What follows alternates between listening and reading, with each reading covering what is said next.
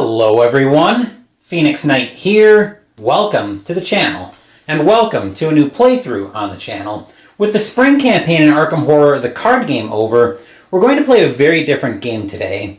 Today we're going to step into my first ever sports game on the channel, as we play Title Bout II from Straight Jab Media. As you can probably guess from the rulebook, this is actually a boxing simulator to simulate how fights go. Now, I do have some ideas on how I can feature this game on the channel, but this video is going to have a lot to do with what I think of any ideas I have to feature this game on the channel. So, with that, let's go ahead and meet today's fighters. As the crowd files into the MGM Grand in Las Vegas today, we'll go ahead and get to know our fighters a little bit. Now, the action figures that I have for this video are for representation purposes only, to help me visualize where everything is, and I'll explain that more when we move over to the main play area. So the John Cena action figure is going to be representing the actual fighter, Iron Mike Tyson. We're not going to worry about his special ability, but we do need to worry about the stats. So basically we're going to alternate back and forth with who's trying to take actions, but I'll explain more about that when we go through the first few cards. So the control factor, which is how a fighter will determine if they take control against a boxer or a slugger. Tyson's a 9 against a boxer, 10 against a slugger.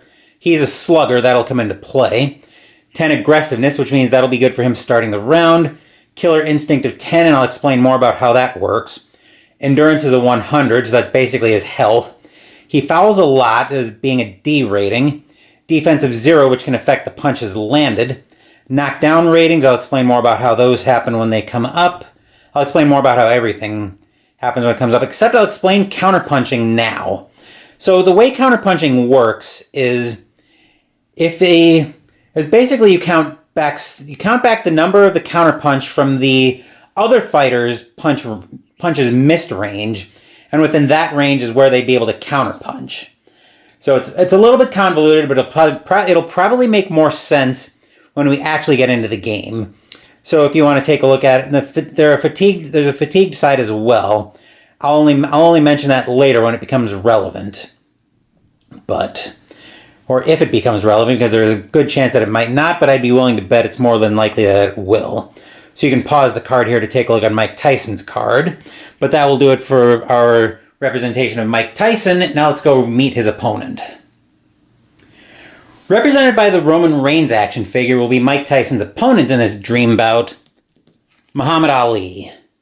He's supposedly the greatest, but in the fights I've played practicing to get for this game on the channel, Ali has not looked like the greatest at all. So as you can see, control factor against a boxer or a slugger, 10 and 12. So Tyson will have a bit of a harder time getting control against Ali, but Ali will have a theoretically easy time gaining control.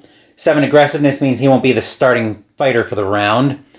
8 killer instinct, 110 endurance, he doesn't foul a lot. Defense is actually great at -4, so the way defense works is it reduces the punches landed. So I forgot what the exact range is for Tyson, but Ali will actually reduce that range by 4, whereas I think Tyson's defenses are a little bit opened up. He doesn't really get knocked down very much, no knockout rating, very low cut rating, and then counterpunches quite a bit more often. Then the fatigue numbers change very slightly on that. Not much, actually. Looks like he has a little bit harder time getting control against sluggers. Defenses drop slightly. Punch ranges change just a little bit, but not too much. Once again, you can pause the card there to take a look at that. And then that will do it for Muhammad Ali. So now let's move over to the quote-unquote ring. Just going to go ahead and explain my setup here. I'll admit it looks a little bit Bush League, but this kind of came together in a bit of a rush. So, like I said, the pair of action figures are to help me show where everybody is in the ring, and I'll explain a little bit more about that. Actually, I'll just go ahead and show this diagram that I'll be using. You can pause it there, but we've got ring center right here, near ropes, far ropes, near corner, far corner, and then left neutral and right neutral corners. So that's how all of that will work out. And this is just to help me represent everything, because one thing I've always been terrible at, and I think it's part of why I've hesitated around tabletop role-playing games, even though I'd love to get more into Call of Cthulhu, is because I can't really get my head around that theater of the mind aspect. So this is just to help me represent everything. So I'm using one of my empty Star Wars Imperial Assault boxes as the ring to help, again, it's helped me represent everything. So if this game does turn into a regular fixture on the channel, and as I mentioned at the start, this video will have a lot to do with that happening, I'll actually invest in a toy ring at that point. Until then, for representation purposes, I think this setup will work just fine. So with that, I think we're all set to get into this fight. The crowd is eagerly waiting. Mills Lane is our referee today, waiting for the bell. So let's go ahead and sound the bell and start round one.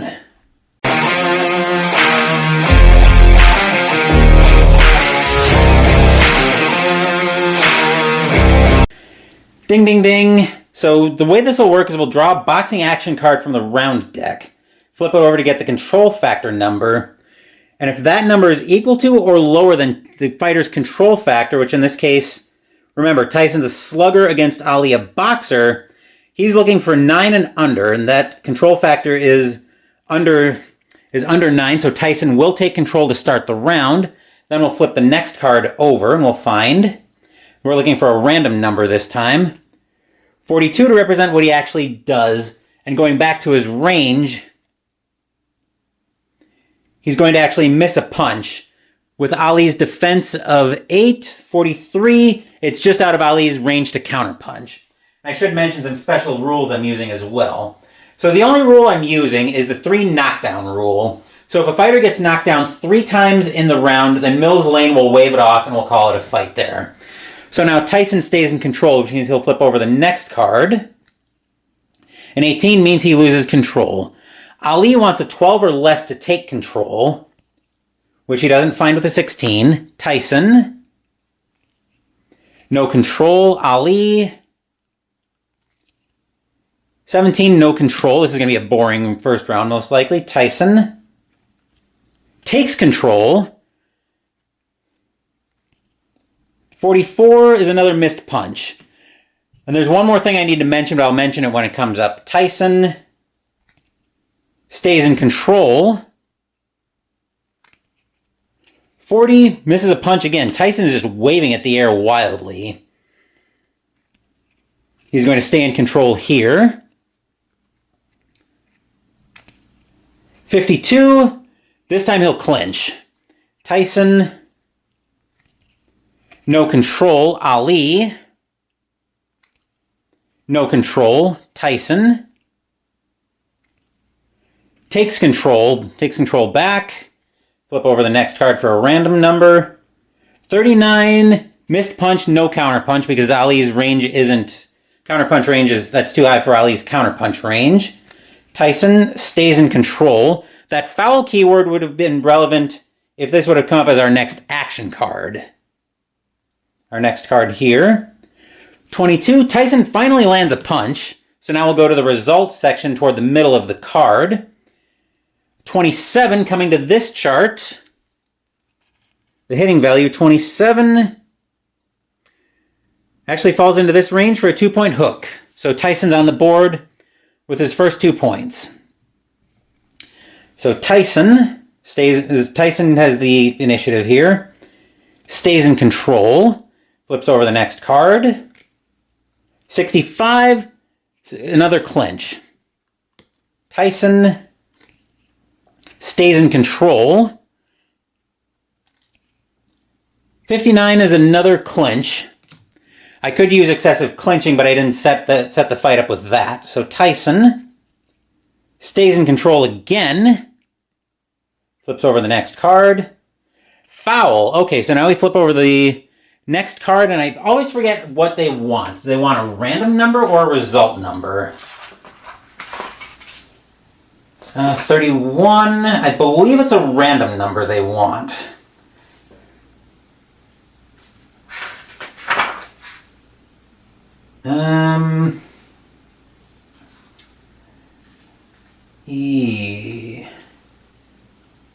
After making an adjustment to the RN. Okay, so they do want a random number here. So the next card is a 43, which with a normal referee is a no modifier. So that's what this top table is. So we find the 43 on Tyson's D rating. So referee is gesturing. He cautions both fighters to keep your punches above the waist. So I'm not going to come back. I'm not going to show that table again. That's just for. I just wanted to. So that's why I'm going to do this fight. I'm going to show the tables once, and then we're not going to come back to it. I'm just going to consult it off screen or off camera. So Tyson will stay in control again. Next card. 35, just in the missed punches range.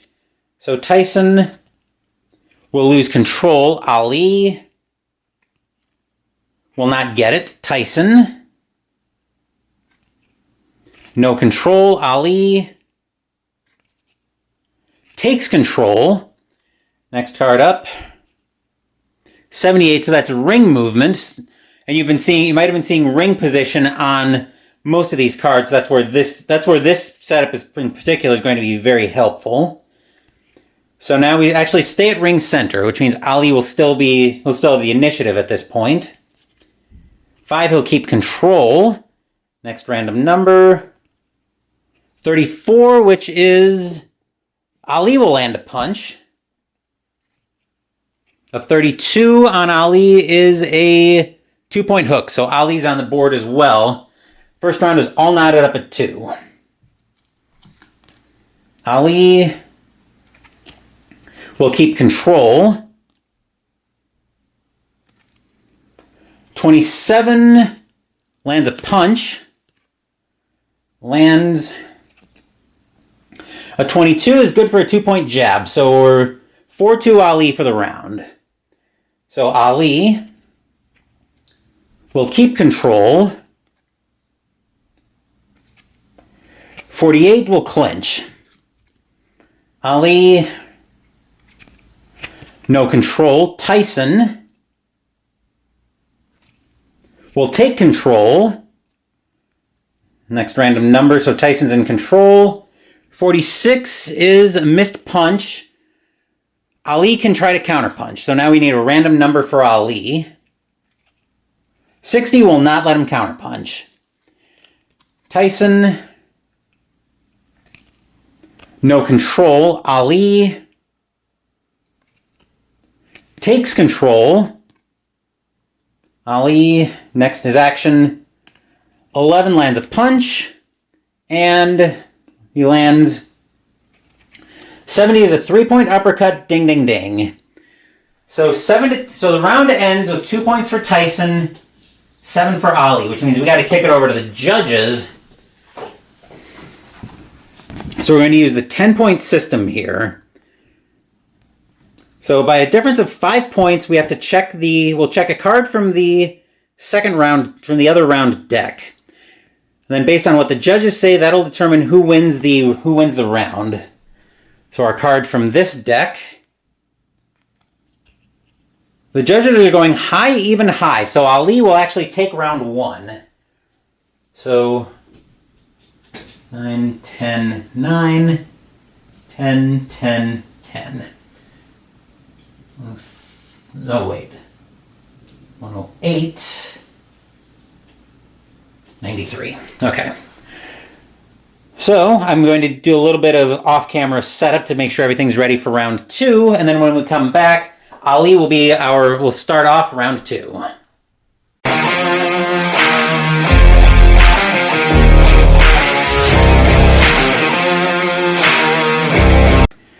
Before we start round 2, I do want to mention both fighters actually have a number in parentheses over here. I believe that's their hit power, and it'll change slightly with fatigued.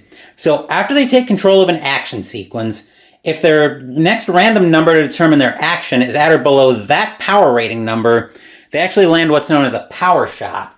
I'll detail how that works when it actually happens, but with that, I think we are now at round 2. So, ding, ding, ding. Ali will be our aggressor this time. So, Ali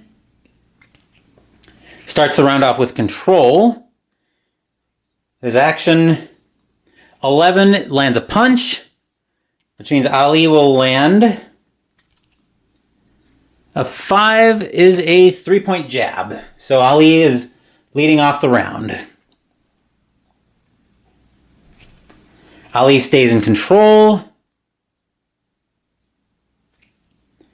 13 lands another punch. 33 is a 2-point hook. So Ali's up to 5 points. Whoa! Hang on. A little bit of a blooper, but not too bad. Just knocked the box a little bit. Coming back to Ali. No control. Tyson.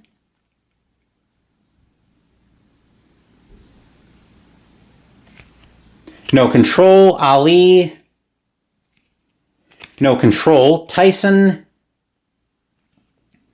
No control. Ali.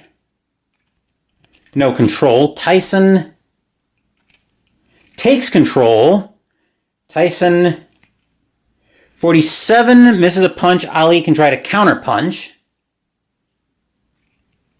He will land a punch. And 1 point, which would be a jab, but it's partially blocked. So Ali only scores 1 point for that. Then back over to Ali. No control. Tyson. Takes control. 12 lands a punch just outside his power shot range. 40 is a 3-point cross. So Tyson's on the board now with 3 points. Tyson stays in control. 36 misses a punch, no counter punch. Tyson stays in control. 18 lands a punch. 1 partially blocked, so he gets his own 1-point shot. Tyson. No control. Ali. Takes control. 37 misses a punch, no counter punch. Right. Ali. No control. Tyson. No control. Ali. No control. Tyson. Takes control. Okay, here's our first power shot. So now we need Ali's knockdown rating. So his knockdown rating is a 1. We're going to go to the other round card and get a KD number from that. So we find an 18. So we're going to come to the knockout rating. So the knockout chart. So we want an 18 on a 1. Right? Yes. Right. So a 5F means Tyson scores 5 points and gets his full killer instinct. So he's going to go up to 9 points. Then from the other deck, we're actually going to count out his full killer instinct. So 1, 2, 3, 4, 5, 6, 7, 8, 9, 10. We're assuming Tyson's in control for all of these. So and we also don't check for fouls during killer instinct. At least I don't as a house rule. So we're just going to go straight to control. We're going to go straight to the random number and then the result depending on what happens. So first up for Tyson on killer instinct. 51 is a missed punch. Ali won't get to counterpunch during killer instinct. Actually, I think he does get to counterpunch during killer instinct. Let me double check that. It's not often I've had this come up. Let me just double check that. Where? Oh, here we go. Killer instinct. Okay. Random numbers directly applied. Okay. So it looks like counterpunch can happen. If an opponent scores a 5-point blow on a counterpunch, that punch ends the killer instinct run. Okay. So if Ali is able to land a 5-point counterpunch, the killer instinct is over. So, yep, Ali gets to try to counterpunch here. 59 won't be a counterpunch. Tyson lands a punch. 27 is a 2-point hook, so Tyson's up to 11 points on the round. 11, there we go. Tyson. 66 is a clinch. 11 lands a punch just outside power shot range. 80 is a 2-point uppercut, so that brings him up to 13 points. Next up is a foul, but we don't check those during Killer Instinct. 49 misses a punch. Ali will try to counterpunch. A 10 lands a punch, I believe. Yes. So we'll draw from this deck to determine what Ali lands. 75 is a 2-point uppercut. So kind of an anticlimactic run on Tyson's Killer Instinct. But Ali does take control off. Actually, I think Tyson...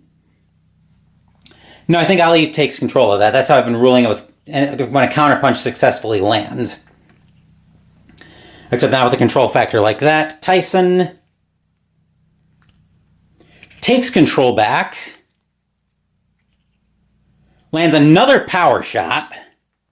So we're looking at a KD rating of 1 against a KD of 9, which is another 4 points to Tyson. So Tyson is peppering Ali this round. He's up 17 to 8. Next card for Tyson. Does not want to focus. There we go. Tyson stays in control. Lands another power shot. Wow. All right, so Ali's still a 1. Against a 19 this time. Yikes. Okay, so on a 1 to 10, so... Okay, so now we need to go to the KDC? I haven't had this happen too much, but we're looking at a K1 to 10.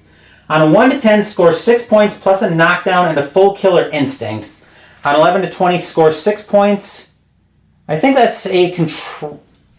I think that's another KD card from the... Is that another KD2 card? I think that's another one of these. So KD2 is a 12. Actually, it looks like another KD number. So knockdown. So, right, so Tyson scores 6 points plus a knockdown. So he's up to 23 points. I probably should have mentioned this earlier, but there are actually a couple of ways the fight can end. If it goes to time, if a fighter gets disqualified, or if a fighter ever scores 30 points in one round, which we are very close to doing. Because Tyson gets a knockdown, so he's got a knockdown and full Killer Instinct. So if Tyson scores 7 points, 1, 2, 3, 4, 5, 6, 7, 8, 9, 10. So if Tyson scores at least 7 points during this Killer Instinct run, fight's going to be over. There are also ways you can end the round based on that over multiple rounds, but for now we're worried about this round. So first up on Killer Instinct. All right, 52 is a clinch.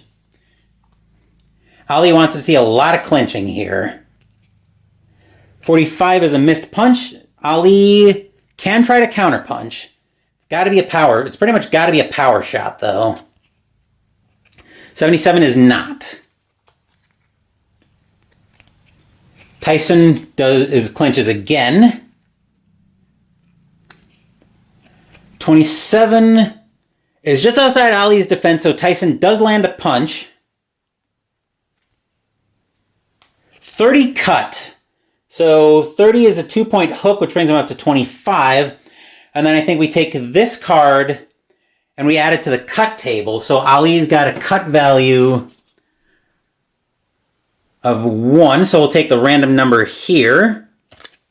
70, add 1 to it is a 71. So we're into the revised cuts table. Major cut under the left eye.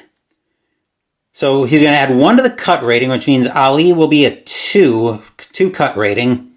That's 3 cut points, which will come into play on this chart, but I'll make a note of that off shot. So that goes there, and we're still going to have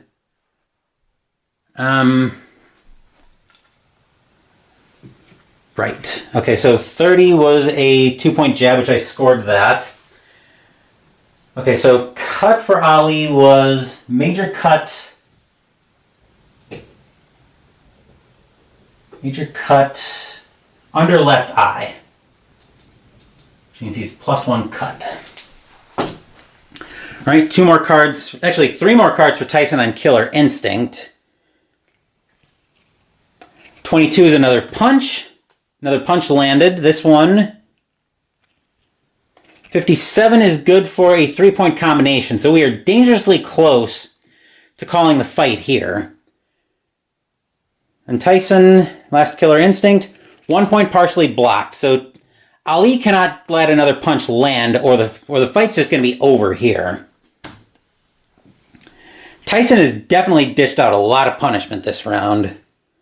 And Tyson loses control, thankfully for Ali. Ali, no control. Tyson, no control. Ali takes control. 64 is ring movement. Where are we going? We're staying in ring center. Ali keeps control. 10 is not a power shot of his own, but he does land a punch. 1 point partially blocked. Ali needs to really stop this carnage. Thankfully, he's near the end of the round. So Ali loses control. Tyson takes control. This could be dangerous. Last card of the round. Oh boy, I think the fight is probably over here because Tyson lands another power shot. So let's see what this is. But I'm pretty sure the round is just over here. Actually, I'm pretty sure the fight is just over here. So Ali is a rating of 1 against an 11. So 11-1. There's another 5 points for Tyson, but that will cause the referee to actually that will cause Mills Lane to actually wave the fight off. Because Tyson managed to score 30 points in 1 round. A round of 34-9. Mills Lane is waving it off. He's giving it to Tyson at the end of the 2nd round on a TKO. So, all right, 34-9. And then with that, I'm going to turn the camera off to do a little bit of note keeping, and then I'm going to think about what I want to do here. So, like I said, I'm going to turn the camera off, do a little bit of bookkeeping, and I'll figure out how I want to do this.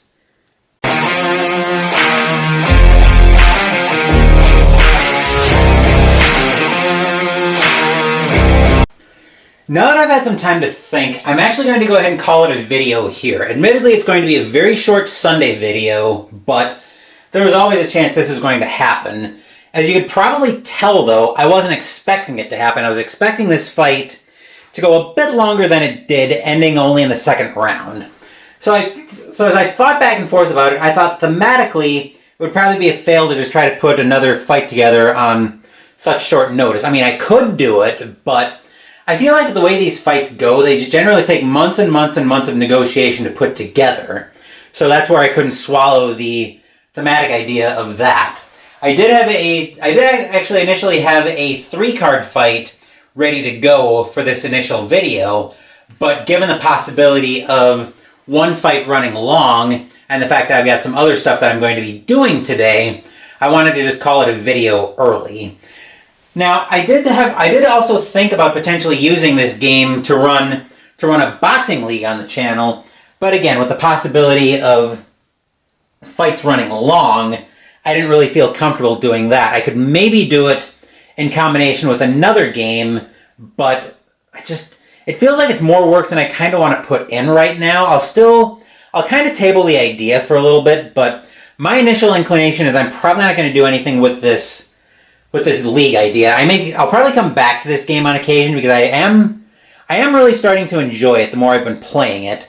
I'm still not completely sure I'm going to invest in the ring yet. I'll probably do 1 or 2 more videos with this setup just so I can hopefully get longer fights in for further testing, and then at that point, once I decide if I'm going to continue to feature this game, then at that point I'll explore investing in the ring more. But that will do it for this video of Title Bout II. I'm not quite done tonight, as I mentioned. So later this afternoon, I'm going to be live with Jester and Rough Swordsman Wargamer, along with, I forget who it is, Patrick from, I forget what his channel name is off the top of my head, but anyway, the 3 of us are going to be live today playing Eldritch Horror on Tabletop Simulator. I'll provide a link to Jester's channel in the YouTube description below, so stop by and say hi if you're able to. And then we've got another full week on the channel with a pair of debut games. Wednesday we're playing Tank on Tank Eastfront from Lock and Load Publishing. Then on Saturday, Mystical Munchies should be back to its regular time with the last recipe in the World of Warcraft New Flavors of Azeroth cookbook, Lava Colada, our first drink as well. And then Sunday next week, we're going to commemorate the suicide of one of the most evil people to walk the planet in Adolf Hitler on April 30th, 1945. Next Sunday actually happens to be the 30th, so we're not going to pass up the historical opportunity. So to commemorate that occasion, we're going to play the 6th game of my Tack Up Wargaming list as we play Hitler's Reich. Thank you for watching the video. Please give the video a thumbs up and subscribe to the channel. Be sure to turn on notifications so you get my content. Be well, stay safe, take care of yourselves and your loved ones, and I'll be back with more videos in the future. Until then, take care everyone.